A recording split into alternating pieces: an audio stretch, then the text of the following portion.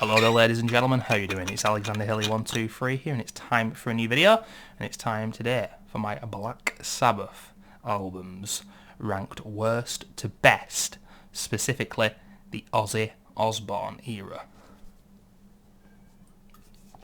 It's going to be a big one, probably 40 to 50 minutes long, so strap yourselves in.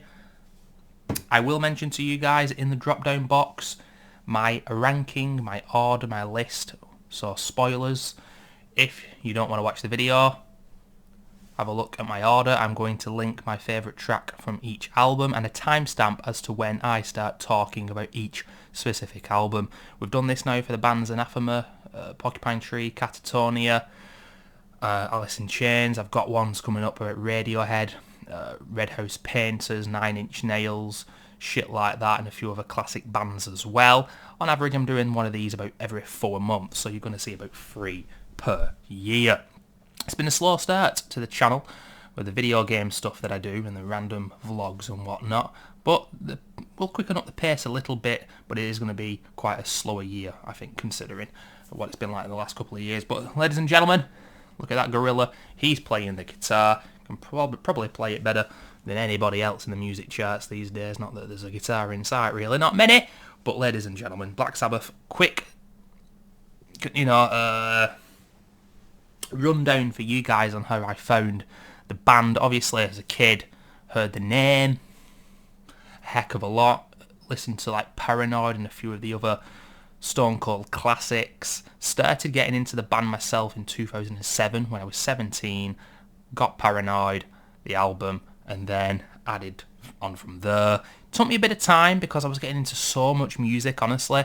Every album that I'm going to talk about today, it took me until 2010 to listen to, so it took me about 3 or 4 years, up until I was about 20, to fully get into the whole of the best of the band. Now, just want to say as well, mad props to the Ronnie James Dio albums, Mob Rules of Heaven and Hell, pretty damn good. Always preferred the Ozzy stuff myself, though. And Dehumanizer with Ronnie James Dio, very underrated album, very heavy. The Heaven and Hell album, released just a couple of years before he died, is solid as well. 1 or 2 of the 80s stuff is quite underrated, I think. The one with, I can't remember what his name is, in the early 90s albums, Devil and Daughter and Headless Cross, is that what the album's called? I can't remember. That is sick as well. A bit more of a gothic feel, if you will. But yeah, ladies and gentlemen, Black Sabbath have encompassed what I love about heavy music. I like doomy, I like stoner, I like gothic. I don't think heaviness equates to speed. I think it's all about the tone of the guitars and all that kind of shit. And, I do like some faster music. I like some thrash here and there, some good old classic Slayer and whatnot. But if someone says to me what is heavy, I would give them something like Electric Wizard, for example, who obviously were inspired by Sabbath and then turned it up to 11, and holy shit, their early music is really good if you've never listened to early Electric Wizard. But ladies and gentlemen, this is just my order. No one gets salty, let's discuss the music, let's have fun, and here we go with album number, hold on, there's altogether here 1, 2, 3, 4, 5, 6, 7, 8, 9 albums, but one of them was released in a different time period than the rest. I'll speak about that when we get there, obviously. But yeah, the first album in this list, ladies and gentlemen, it's probably not going to surprise anybody. The first 2 that are coming up here. In at number 9, it's Never Say Die, the 8th studio album by Black Sabbath, released in September 1978. It was the last studio album with the band's original lineup. And I always try with these lists not to give away what's going to come next. Obviously, this album is the last of the discography with Ozzy Osbourne up until 2013, with the return of the band in the classic lineup, apart from, of course, Bill Ward on drums. But yeah, this album is, production-wise, not good. The songs are bland. The lyrics from Bill Ward, again, aren't great, because I think he did majority of the lyrics for the band. And it just sounds like they're bored and they're not enjoying themselves. And there's typically a few good songs here. You've got too much talent. You really do have too much talent overall for it to be downright terrible. The title track, Never Say Die, is okay. Shockwave's good. And I've got to say, Swinging the Chain, this song is one of my favourite Sabbath songs. It's got Bill Ward on vocals, and I think one of the reasons why it's one of my favourite Sabbath songs is just because by this point, although I absolutely love Ozzy Osbourne's vocals, yes, he's not the strongest vocalist of all time. Doesn't really matter though, it fits the music. It's like saying, Nick Drake wasn't a great singer. It complemented the music fantastically, and that's what matters. But it's a change up here. It's the 8th studio album. The last couple of albums weren't as good, and it's nice to hear a different vocal. And you know what? His vocals on Swinging the Chain, I absolutely love them. I really do. I think it's a cracking song, and it completely changes up halfway through the track, and sounds like a different track at the end to it did in the beginning. But yeah, there's these tracks, 6.5 minutes, 6 minutes 42, 6 minutes again, 3 other songs over 5 minutes, 9 tracks altogether, but the album runs in at 46 minutes. But there's just a lot of bland tracks on here. I'm not going to lie to you guys, I've only listened to this about 3 or 4 times. In the making of this video that you're seeing now, I listened on Spotify a couple of weeks ago, probably maybe a month or so ago now, to all these albums. The classics I didn't really need to listen to again, but I did with some of the ones that I don't like that much. This one and the next 2 coming up, I'd say. But there's just nothing for me to enjoy that much here. Any of you guys recommend tracks maybe I should give another listen to? But, breakout instrumental track, Over to You, Dance. I don't really remember much of this album. It's not great, and this was the end. I know that a few albums before this, the band was struggling with writer's block and whatnot. And yeah, it really shows. But now, ladies and gentlemen, in the order, 8th out of 9 is Technical Ecstasy. And this is the album before Never Say Die. It's the 7th studio album, released in 1976. And so many albums that were releasing then, so many bands these days, they're releasing like one album a decade. Sabbath's first album was like, 68, 69, and the last with Ozzy was 78, and even then with Dio, the next one, Heaven and Hell, was 80. It's just unbelievable, this constant flow of recording and touring, never ending, and you take all the drugs and the chaos into consideration and everything. I've read Osbourne's autobiography. It was bloody hilarious. Really good read. And it's just amazing that they managed to make this music. But yeah, this album, for me, production-wise, I see it as quite similar to Never Say Die. It's muddy, and it's not clear. It's not enjoyable to listen to, in my opinion. And yeah, some people might think this is the worst, and they might prefer Never Say Die. I'll be honest with you guys, I toyed with the idea of putting this last. I can't figure out right now why I haven't. Backstreet Kids is quite a good opener. Rock and Roll Doctor, I think that might be good. There's a track here called Dirty Women 7 Minutes. I can't even remember some of these tracks. I listened to the album a month ago. I can't remember it. I'm making this video right now and I'm telling you guys, Technical Ecstasy might be the worst. And I might be wrong in putting it better than Never Say Die, because I'm looking at the track listing and I don't even remember some of these songs. And you might be thinking at this point, this isn't a very good video. And I wouldn't blame you for thinking that. But you know the albums that are about to come are going to be a heck of a lot better. I'm sure there's some people out there who love to play devil's advocate and genuinely think that there's more to these albums that meet the eye, and there's a few classic tracks that maybe have genuinely gone, got lost amongst the shit of these records. But if that's the case, please point me in the right direction, guys. Tell me to listen to a track again, perhaps. But overall, Never Say Die and Technical Ecstasy, I see them as the same albums. I can't differentiate them that much. Obviously, the title of the track may be a bit, tongue-in-cheek. Technical Ecstasy, this is the mid-70s. Electronics getting into music, what would become in the 80s. I don't know if it's a bit sarcastic about that, but there's quite a lot of information typically on Wikipedia about the album, but I just don't give a shit because I think it's a pretty poor album. But ladies and gentlemen, let's get into the better stuff now. But the next album, I've put it in this list, but I don't think it's really fair because 3, 4, 5, 6, 7, 8, 9. Coming in at number 7 out of the 9 albums is 13, released in 2013. This is the return of Ozzy Osbourne, being in the band, the last album before they broke up, and they knew that was going to be the case. And this is a quite solid album, but it's weird listening to this group, like Never Say Die 78, what's that, 88, 98, 2008, 35 years after Never Say Die. Production's okay. Iommi's guitars, they just don't sound quite as heavy on this album. Ozzy Osbourne's vocals don't sound quite as good. Geezer Butler's bass playing is absolutely serviceable. It's fine. I can't remember if it was the bloke from Rage Against the Machine who was on drums for this album.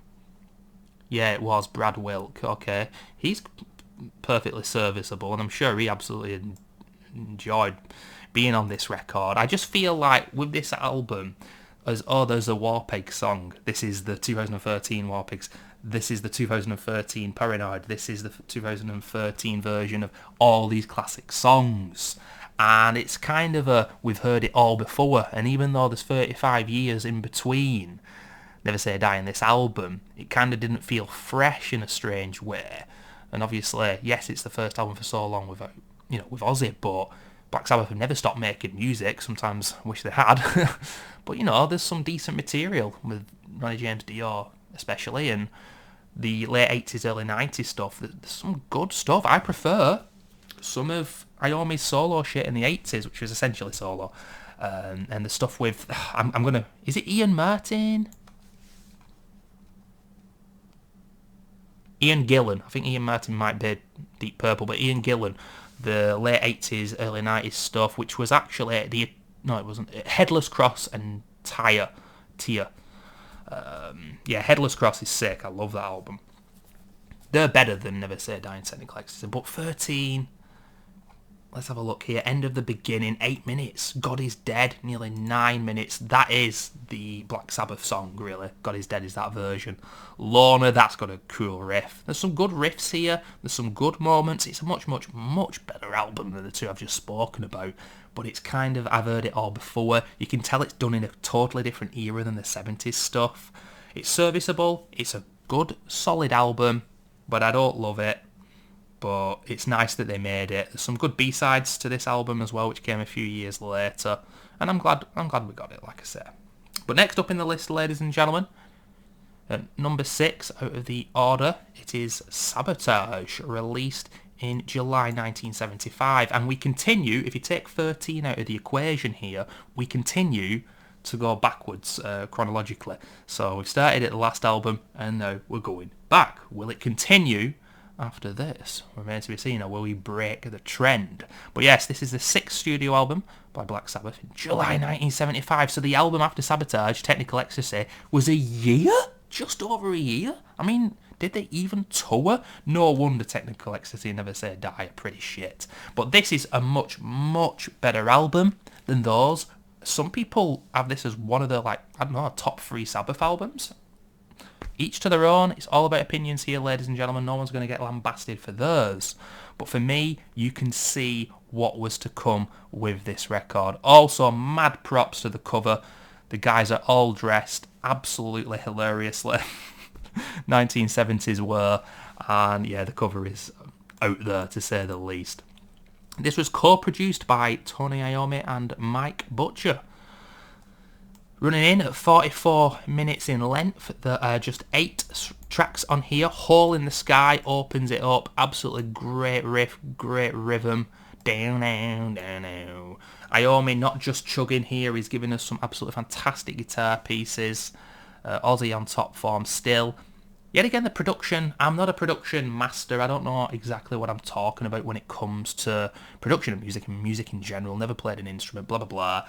But I've got a pair of ears, and the production on this album doesn't seem as clean and clear to me as what came before it, and I don't know if that was a purposeful thing. I've just seen here that Iommi produced this with a bloke called Mike Butcher. The studio is in Morgan, London. Or the label, I should say, is Vertigo. Now, were they on the same label? Yes, Vertigo, and this is on Vertigo. I think they were on the same label all throughout the Ozzy Osbourne years. They were. Okay. That's interesting, but doesn't mean that there wouldn't be a different producer. But yeah, Sabotage, Don't Start Too Late, no, it's a 50-second instrumental, and then Symptom of the Universe, which is an absolute colossal banger. Sepultura did a very famous cover of it. It's one of the first ever thrash metal songs ever. It's absolutely amazing. It's dark, it's heavy. Bill Ward going crazy, a particular drum part.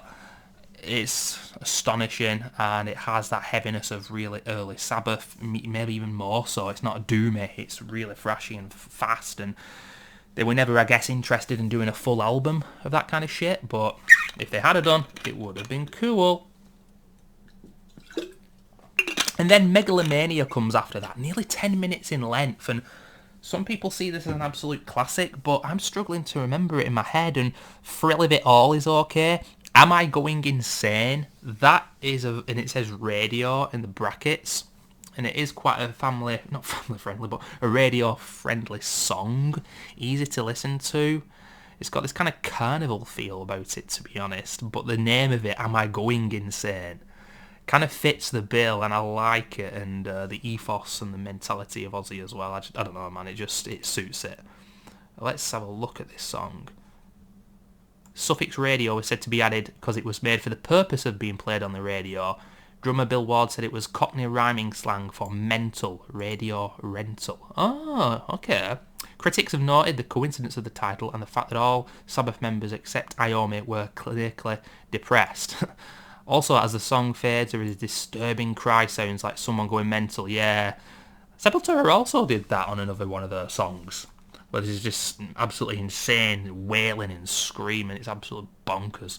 And then there's the 8-minute 42 track, The Writ. And when I look here, 2 tracks, Megalomania nearly 10 minutes, The Writ nearly 9 minutes. We're talking nearly 20 minutes of this 44-minute album being taken up by 2 tracks, which are okay, but aren't 2 of the best Black Sabbath songs in the discography for me, and I think that's a real shame. Hole in the Sky, Symptom of the Universe are absolutely amazing. They're my 2 favourite tracks on the album. I've got to say as well, Super Czar instrumental with the choir, that is also a really cool instrumental, to be honest. Now, I've just neglected as well to give you guys, I often do this when I do these videos, my favourite songs from each album. Swinging the Chain, Bill motherfucking Ward, that's my favourite off Never Say Die. Backstreet Kids off Technical Ecstasy. End of the Beginning for 13.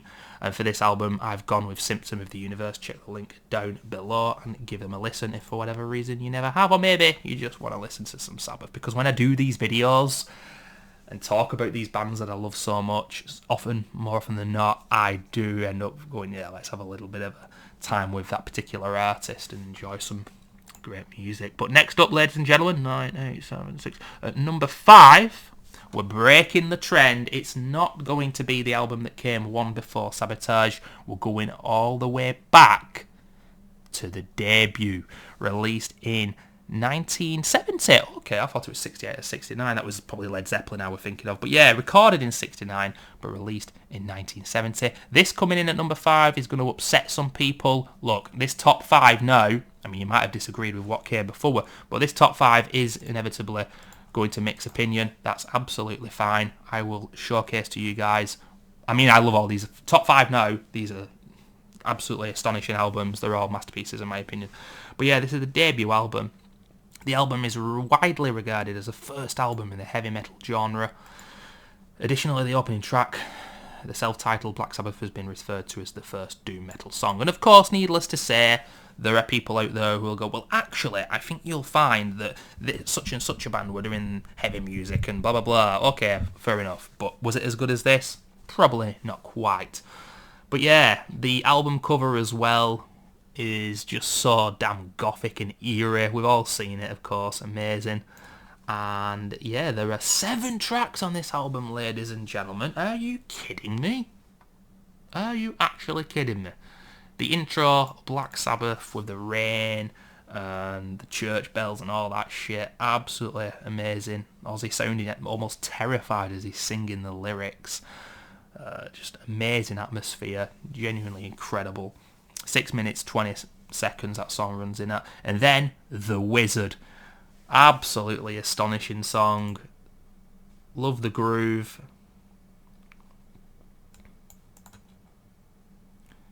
Just looking at the cover here. The Wizard is about a wizard who uses his magic to encourage people he encounters. In a 2005 interview with Metal Sludge, Black Sabbath bassist and lyricist Geezer Butler... Oh yeah, it's Geezer Butler who does the lyrics, not Bill Ward. My apologies, ladies and gentlemen. Said the song's lyrics were influenced by the wizard Gandalf from the Lord of the Rings. And yeah, I love the lyrics to this one. You know, all these albums that have gone before, I've not mentioned the lyrics, but the lyrics are really good. Geezer Butler is the man who does the majority of them, I do believe. I don't know which songs other people have wrote in the band, but yeah, some really cool, funny lyrics. And Behind the Wall of Sleep is a good shorter song. NIB, what does that even stand for exactly? Do we know? Nativity in Black. Okay, you see, I didn't even know this. Sometimes I don't go that deep. Some people, when they love music, they go really deep. They know every single detail. Absolutely cool, brilliant, I love that. But I don't, you see, so there's certain things about music that I just don't know. I love this song. I never cared for what NIB stood for, but apparently it's Nativity in Black. Okay, but yeah, this is an absolutely fantastic song. The song was about the devil falling in love and totally changing and becoming a good person. I should look at the lyrics, because sometimes I'm looking at the titles of these tracks and in my head I can't hear them because I don't recognise them by the name. But when I listen to them on Spotify, for example, I'm like, oh yeah, it's one of the best songs ever. As I get older, that shit is happening to me more. I swear it's the onset of dementia or some shit. Honestly, I don't need to be horrible there, but what is wrong with me? I need to use my brain more. Keep alert and stuff. I don't know. Evil Woman. That's a cover by a band called Crow, apparently. Sleeping Village. Nice change of pace, and then Warning. I think out of the top 5 tracks, top 5 albums, obviously it's my least favourite, thus it's in the order it is. And I just feel like everything that's good on this album, they bettered in some way, shape or form with the 4 that came after it. Some people will say that this is the best. I disagree. I think there's a couple of throwaway tracks here. It's a solid album. Obviously, you've got to understand and appreciate the fact that this was released in 1969, and yeah, genuinely, back then, can you imagine hearing this for the first time? To anybody out there that did, you're one lucky motherfucker, I tell you that much. But ladies and gentlemen, in at number 5 is the self-titled debut album. And coming in at number 4, ladies and gentlemen, is volume number 4. And I've got to say, out of the classic albums, up from the debut up until probably Sabotage, not the last 2 obviously because they weren't great, a lot of people have this as their least favourite. Fair enough, but I absolutely bloody love it. It's got a grimy, dirty feel. It's got some of the heaviest parts of the Sabbath discography. Everyone's on top form, and I remember vaguely, if I remember this correctly, remember from Ozzy's autobiography, this one was recorded, in Los Angeles, where the others I don't think were. I'm not sure. I'm looking here now, all in London, but this one was recorded in Los Angeles. You're getting a bit of that stonery doom vibe. 13 was recorded in California, but that was 35 years later. But yeah, you get that, and the front album cover with Ozzy like that, it's just got a badass feel in this album, it really does. 42 minutes in length, I didn't say, but the last album was 38 minutes, but it's quite concise when you think of it. Sabbath didn't want to stick around too long with these albums, and I think it works to their favour with some of the best music ever made.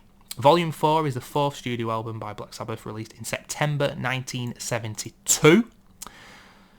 We're in 1968, so only like 4 years have passed since the debut. Phenomenal.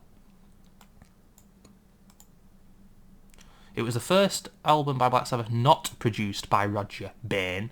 Guitarist Tony Iommi had assumed production duties. So this is the first album that didn't have this Roger Bain bloke on production. Very interesting. And you can kind of tell, but I like the production on this album. I think it's absolutely amazing. We're talking classic era shit now. Wheels of Confusion. Is that the one with that wheel? I mean, some of these tracks, they're like 3 or 4 songs in one, and Wheels of Confusion is definitely one of those, as is Under the Sun. Wheels of Confusion, Tomorrow's Dream is good. We all know Changes, obviously. Supernaut, the bass and the guitar, how can these grooves go on? It's the first time I mentioned the word grooves, but some of the grooves in this album are just absolutely disgusting. Supernaut and Snowblind, all about cocaine, obviously. A slower pace, fantastic lyrical song, and a great performance from Ozzy as well, I do believe. Cornucopia, that introduction is absolutely disgusting. Laguna Sunrise, beautiful little instrumental. Sabbath have always been capable of these gorgeous little instrumentals that are just so different from the norm, proving that they're great musicians and not just a great metal band, but great whatever they wanted to put their their mind to. St. Vitus Dance, 2 minutes 30. Fun song. It's definitely not throwaway because it's really short. I really enjoy it. And then Under the Sun is one of the best songs in my opinion. Now, I do want to just stick around here, and I should have really gone on a lyrics website. Oh yeah, you see now I'm looking at the lyrics and I can tell you guys so much more. Under the Sun. I don't want no Jesus freak to tell me what it's all about. No black magician telling me to cast my soul out. Don't believe in violence. I don't believe in peace. I've opened the door and my mind's been released. And these lyrics, I mean, I don't know, man. It's just on another level. I don't want no preacher to tell me about the God in the sky. I don't want no one to tell me where I'm going when I die. I want to live my life. I don't want people telling me what to do. I just believe in myself because no one else is true. And then after that, it's a completely different tone. The song, the drums speed up. Every day just comes and goes. Life is one long overdose. People try to rule the nation, and I just see through their frustration. So good. Amazing. And then at the end here, don't let those empty people try and interfere with your mind. Just live your life and leave them all behind. They were free spirits. Ladies and gentlemen in Los Angeles performing this. I heard about the ladies that were in the massive mansion where they were recording and what they were consuming, the drugs and the alcohol. They had a good time making this album. It comes through. Love this one. Absolutely amazing. But I've got to say, Under the Sun, such positive lyrics, really. Such fantastic positive lyrics within a very heavy song. Something that you would never get, in my opinion, with a heck of a lot of more modern metal bands. But ladies and gentlemen, in at number 3, it is Paranoid. And you might have thought that this would be number 1 if all the Sabbath fans of the world who've listened to all these albums had their ranking. This would probably be number 1. There's no definitely, but probably be number 1. I'm just going to get the lyrics ready here, ladies and gentlemen. You know what I'm saying? Oh, and it's giving me the songs. Of course it is. Don't fucking do this, you dickheads. Darklyrics.com. Okay, here we go. So, let's just get some information about this incredible album.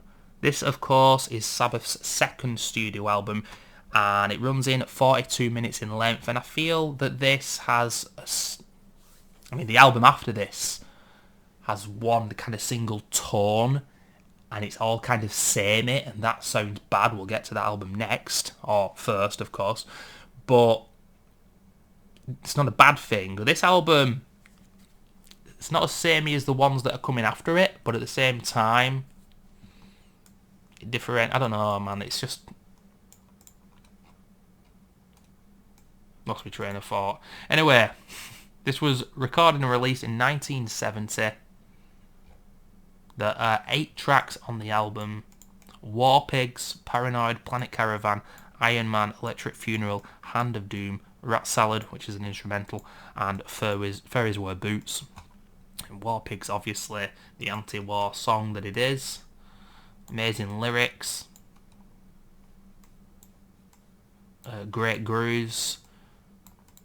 Some remarks about politics and whatnot.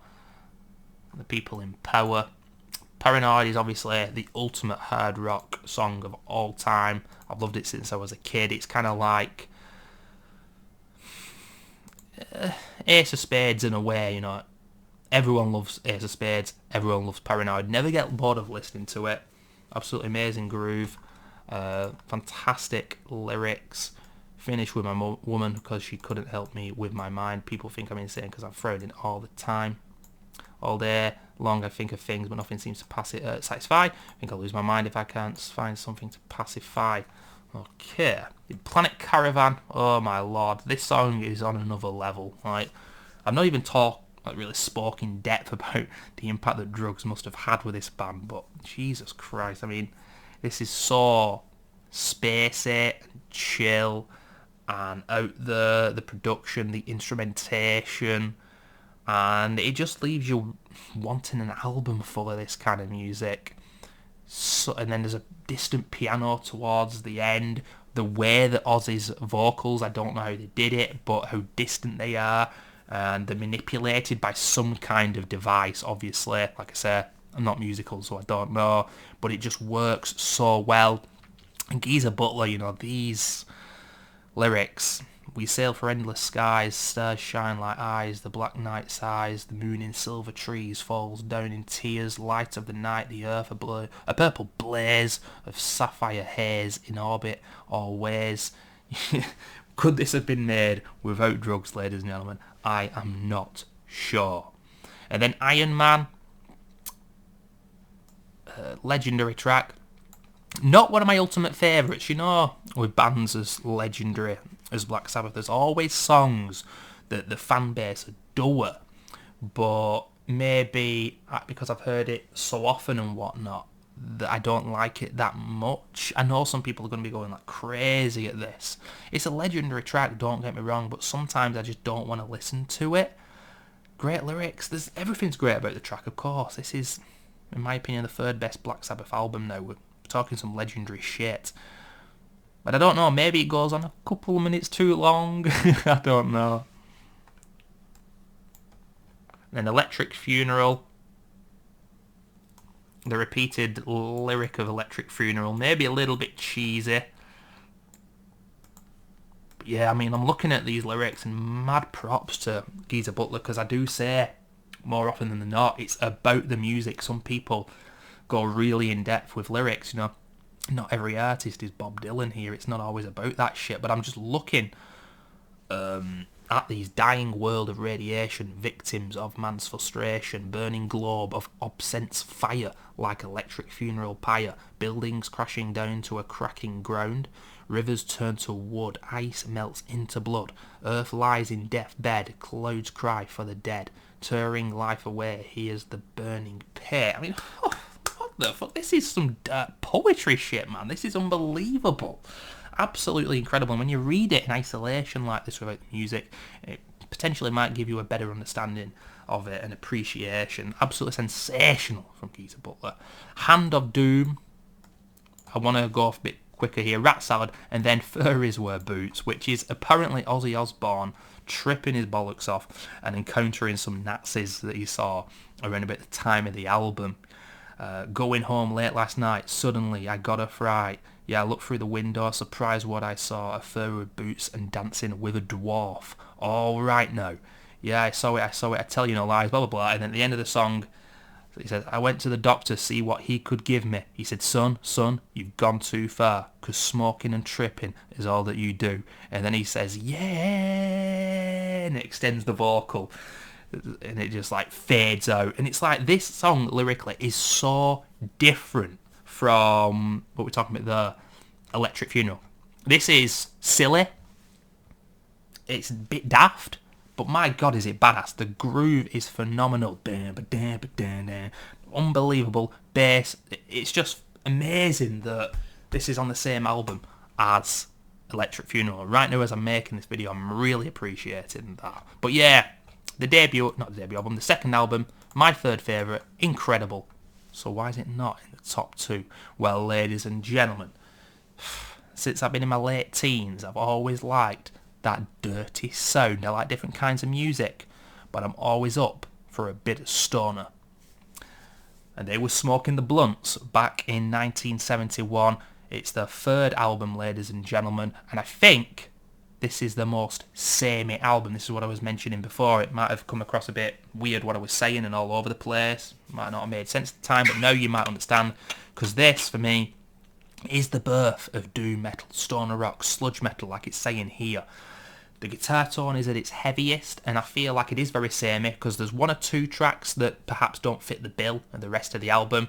We're not going to exactly say that it's a concept album. I don't think Sabbath have ever really released a concept album, but maybe it's the closest that they ever have, both in lyrics and vibe and tone, musically, lyrically, and all that bollocks.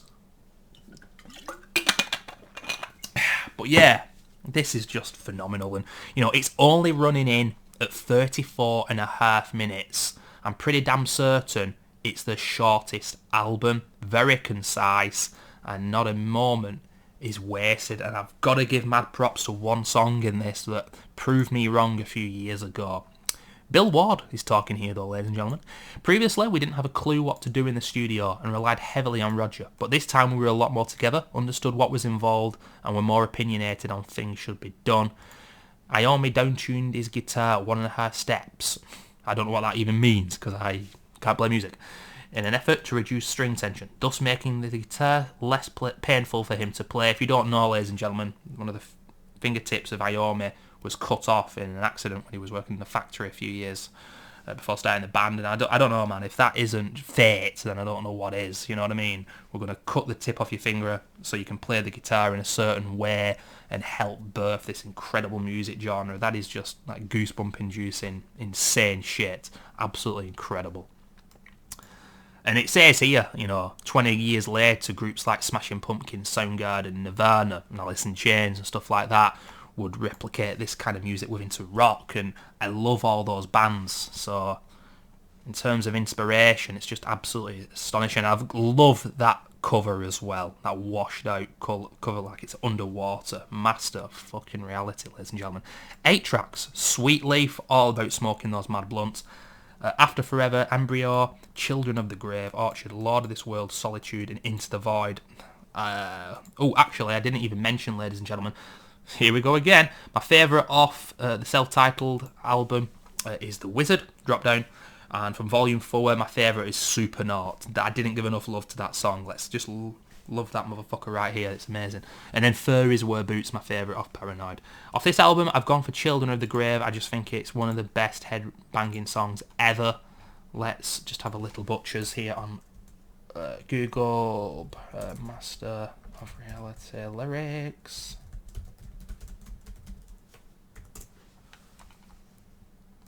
Here we go. Alright now, won't you listen? When I first met you, didn't realise. I can't forget you or your surprise. You introduced me to my mind and left me wanting you and your kind. I love you and you know it. My life was empty forever on a down until you took me, showed me around. My life is free now, my life is clear. I love you, Sweet Leaf, though you can't hear. Absolutely amazing. It's all a bit weed, obviously. And a pro-weed song. Obviously, they'd have been on it so much back then. And yeah, it's such a badass song. It's so cool. Yeah, it's about something so, I won't say frivolous, but it's just about weed. It's amazing. Now, After Forever, ladies and gentlemen, I spent years not quite liking this song and not understanding it, and some people hate this track because it's got quite a religious feel to it. But in recent years, I've started to dig it quite a lot. I like the grooves, I like the lyrics, and everything about it, to be honest with you. It's a contentious one. I'm not saying it's one of my all-time favourites from Sabbath, but I do quite like this. Have you ever thought about your soul? Can it be saved? Or perhaps you think that when you're dead, you just stay in your grave. Is God just a thought within your head, or is he a part of you? Is Christ just a name that you read in a book when you were at school? When you think about death, do you lose your breath, or do you keep you cool? Absolutely fantastic, yet again, from Geezer Butler. I mean, I want to bow down to this motherfucker. This is so good lyrically. And it's things that we've all thought about before. It's thought-provoking. And yeah, I really appreciate that song now, After Forever. I didn't like it when I was a young lad listening to this, in my late teens, early 20s. But now, I kind of do. But it's not as good as Children of the Grave. Revolution in the minds of children start to march. against the world in which they have to live and all the hate that's in their hearts. Oh yeah! Thought I'd sing a little bit there, ladies and gentlemen, because, I'm talking about the lyrics, but this is just so badass, man. It's so dark as well in its tone. This is certainly not a frivolous song. This is very serious, but it sounds so groovy, so heavy. Children of tomorrow live in the tears that fall today. Will the sunrise of tomorrow bring in peace in any way? Must the world live in the shadow of atomic fear? Can they win the fight for peace, or will they disappear? And he's saying, so you children of the world. He's kind of preaching Ozzy in this song, and it's just phenomenal. It really is. And then Lord of this world. You're searching for your mind, don't know where to start, can't find the key to fit the lock on your heart. You think you know, but you are never quite sure. Your soul is ill, but you will not find a cure. Lord of this world, evil possessor. Lord of this world, he's your confessor now. Possibly the heaviest song on the album. The riff is absolutely humongous, and it is disgusting. Absolutely love it. Unbelievable. And then, ladies and gentlemen, Sabbath have always been capable, like I said before, of putting some beautiful, beautiful songs out there, and Solitude is definitely one of them. This is so, so lovely. Production-wise, it's gorgeous. Some incredible instrumentation, and Ozzy genuinely hits the nail on the head here with this very depressed tone, gorgeous lyrics from Butler, maybe. And yeah, it's just, there's a few lyrics here you think would be cheesy and cringeworthy, but it doesn't come across like that. I absolutely love that song. Beautiful, beautiful song. And then the last one, Into the Void, another amazing track. Rocket engines burning fuel so fast, up into the night sky they blast. Through the universe, the engines whine. Could it be the end of man and time? There's a very end-of-world dystopian feel about this album. I love that kind of shit in any art form. I love dystopian worlds, and I love kind of post-apocalyptic worlds as well. And I think Master of Reality nails that. And I think it's the heaviest Sabbath album. Production's great. There's everything about this album I absolutely adore. Like I said, the dystopia and all that kind of shit. But it is in at number 2, and the sameness of this album doesn't bother me. Obviously, After Forever is a little bit left of field, but other than that, and Solitude as well. But you get what I'm saying. The heavy songs on that album are really heavy. But ladies and gentlemen, it's at number 2 for a reason. And the number 1 that I've picked is a contentious one. I've got about 30 odd vinyls now, ladies and gentlemen, all from different artists. There's not one artist that I've got 2 vinyls of, because I just want to keep getting different ones until I eventually get my second Catatonia and second from different artists. Elliott Smith, worst to best, is coming as well, ladies and gentlemen, if you like some singer-songwriter shit. But my favourite Sabbath album is the one that I've got on vinyl. I think it's possibly the most diverse. And within that diversity comes its strength when it wants to be heavy. I think it hits the nail on the head. There's a few of the heaviest tracks here. Production-wise, there's some symphonic elements. Maybe the 1 or 2 other Sabbath albums that had symphonic elements and influences from left of field. But it still sounded metallic at times as well. Everyone's on point. Everyone's on form. Running in at 42.5 minutes. Yet again, majority of Sabbath albums ran in along about that amount of time, but for me, it's the best. It is the 5th studio album, Sabbath.Bloody Sabbath. And I think it was after this album, or during this album, when they said that the writer's block was starting to come in as well. I've been waxing lyrical and not really quite understanding and appreciating just how good the lyrics of this band were. I've spoken about some of them. It's kind of taken up the whole video, to be honest with you, but yeah, this is the peak of Sabbath. After this, it was Sabotage, and I like Sabotage, but it's not a patch on this record, ladies and gentlemen. Let me just have a butchers on the old Google, and we will...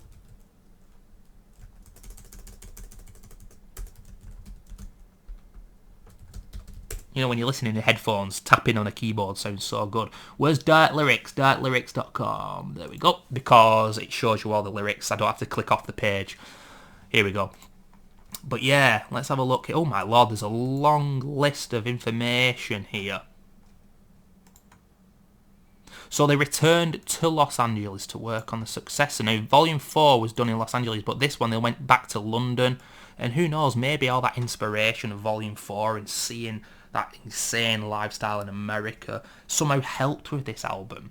But it doesn't sound like it's party time at all. For me personally, it just helped them be more focused than ever, despite all the drugs and all the chaos that were going on. And it's just the peak that these four fellas who were about to make, for me, the best album. Now, looking on Wikipedia here, there's a lot of solid reviews. I know, like I said before, that some people have this as their best.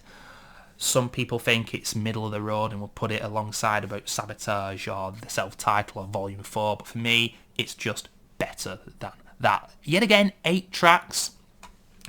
All these classic Ozzy Osbourne era tracks, they never had more than 9 songs. I don't know if that's because of the way that it was made or whatnot, the limitations. They didn't want to have an album that went over an hour. I'm not entirely sure, but yeah, we start with Sabbath.Bloody Sabbath, a National Acrobat, Fluff, the instrumental, Sabracadabra, Killing Yourself to Live, Who Are You, Looking for Today, and Spiral Architect. Now, I'm just looking through this track listing here, and I'm just saying, yeah, I'm totally happy. Some of you guys, you're probably going to surprise me in the comments. If any of you guys really don't like this album and you're surprised it's my number one, tell me why, and I'm interested to know. But yeah, I just feel like everything about this album's phenomenal. Starting off with Sabbath.Bloody Sabbath. You see life through distorted eyes, you know you have to learn. The execution of your mind, you really had to turn. Let me just, oh shit, I'm forgetting what this song sounds like and I've just waxed lyrical about it.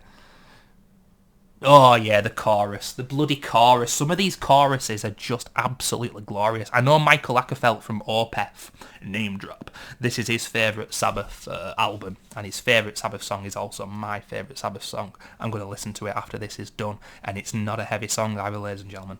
But yeah, nobody will ever let you know when you ask the reason why.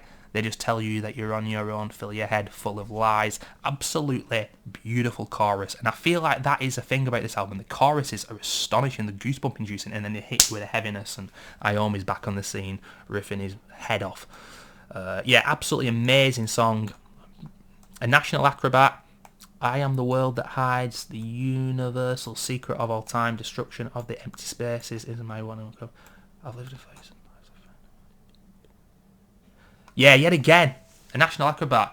I found out what it means to be believed, the thoughts and images, the unborn child that never was conceived.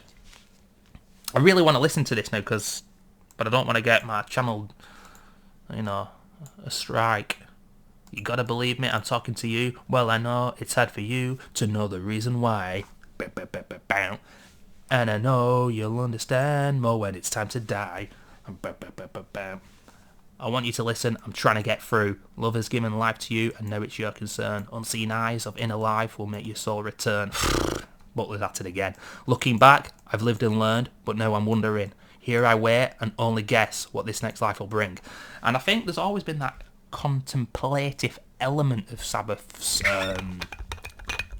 within the lyrics about life and death and all that shit. If you make metal music, especially when it's gothic and dark and doomy, lyrically, so many bands that were inspired by Sabbath took inspiration from that and wanted to make music about that. But yeah, it's amazing. Fluff, gorgeous little instrumental. Sabracadabra, covered by Metallica, and I've got to say, I love some classic 80s Metallica. I never liked their cover of that song. Never liked their cover of it. This is just, it's feel good. It's dancey. It's energetic. And it's downright astonishing. And up until this point, maybe you could compare it to maybe Fairies were Boots musically, but certainly not lyrically. Feel so good, I feel so fine. Love the little lady always on my mind. Bit too much singing now, ladies and gentlemen. This ain't good. But yeah, it's genuinely really fun to listen to. And lyrically, so light. We just spoke about Master of Reality. So much diversity within these lyrics, ladies and gentlemen. Fucking unbelievable. She don't tell me no lies. I know I'll never leave you. I'm never gonna leave you anymore. No more. And the outro's amazing. And then Killing Yourself to Live, one of the heavier tracks on the album, taking inspiration from what they just did with Master of Reality. What people look and people stir. Well, I don't think I even care. You work your life away and what do they give? You're only killing yourself to live. Absolutely amazing. One of the heaviest riffs on the album. Very doomy in parts. And then let's have a look here.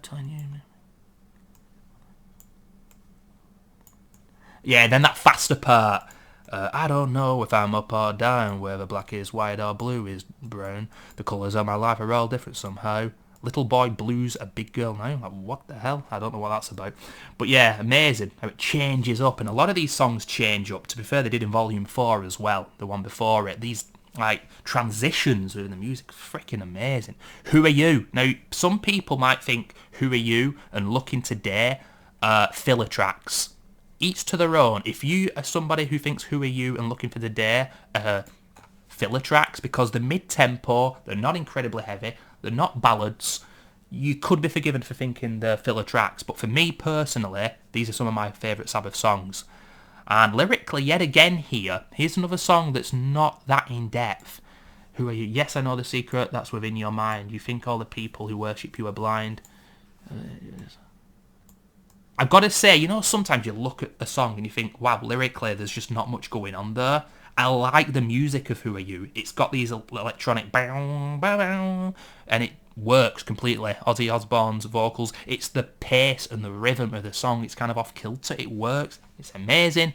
Who Are You? Don't sleep on that song, ladies and gentlemen. And then, Looking for Today.